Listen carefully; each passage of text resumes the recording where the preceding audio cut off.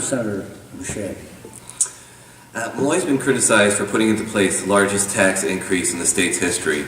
What would you have done specifically to close the $3.4 billion budget deficit in 2010? That's an easy one.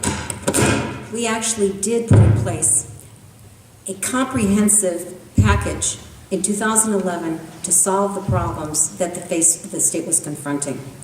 The governor closed the door on this package. In fact, it was one of the most comprehensive that I've seen since I've been there.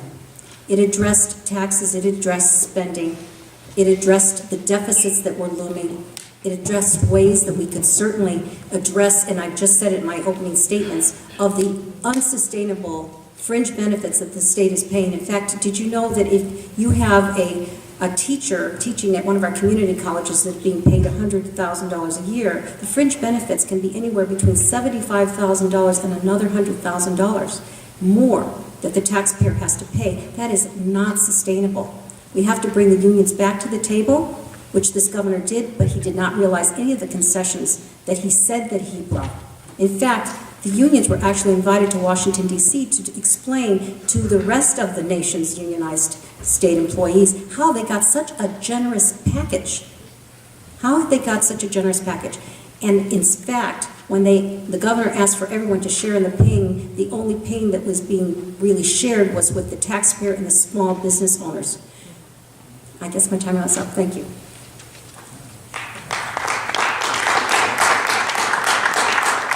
Senator McKinney. Well, thank you. As Tony mentioned, I was one of the two authors of that budget. The Republican budget alternative that actually had the state of Connecticut spend less money in 2012 than we spent in 2011. How do you do that? You eliminate waste, fraud, and abuse in state government. Hundreds of millions of dollars are wasted every single year in state government. That's your hard-earned tax dollars. You eliminate and combine duplicative programs. They exist all throughout state government, different agencies doing the same functions, and nobody's paying attention. You borrow less money. This governor borrowed more money than any governor in the history of the state of Connecticut, and our debt service, the money we spend to pay off our borrowing, is as high as any state in the country. We can spend less on debt service because we won't be borrowing as much money.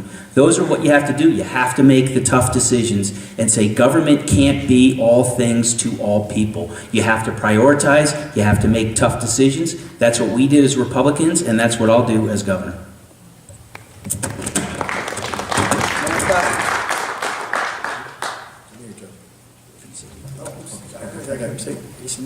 Yeah, thanks. Okay, thanks. Sorry. We're going to do a couple of things. One, the question was, how do you close a $3.4 billion deficit? Well, first of all, you don't go out and spend more money. This governor went out and spent more money on more programs and created more programs for the taxpayers to have to fund later on in the following budget. Secondly, you have to engage on a strategic reorganization, much like I've done in Danbury. There are less people that work for the city of Danbury today than when I took office in 2001, even though we have almost 20,000 more residents and we provide more services. Thirdly, you've got to have an honest broker in that room when they're negotiating with our labor unions. And the fact of the matter is that the governor owed his job to the very people he sat down and tried to negotiate concessions from, and you ended up getting an agreement that promised $150 million based on employee ideas. Folks, in the city of Danbury, we don't pay you to come up with a good idea. It's expected that you come up with a good idea. And then we say thank you, and we pass that along to our taxpayers in the city. That's how you manage a community, and that's how I manage the state of Connecticut.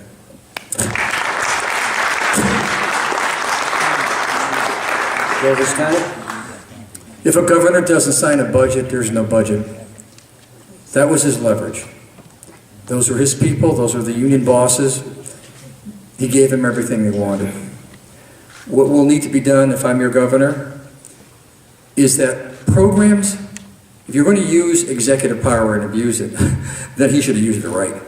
Programs need to be mothballed right across. John mentioned it earlier. There's hundreds of millions of dollars, and if not waste and fraud, misuse, or programs we don't need right now. You're going to have to put the recreation vehicle and the boat in storage for the summer or the winter. You're not using it this year.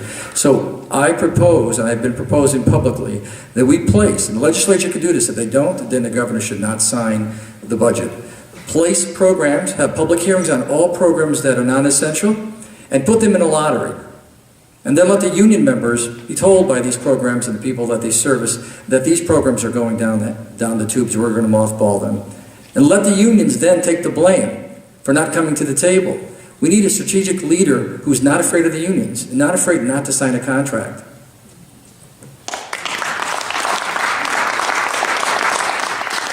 There is in favor?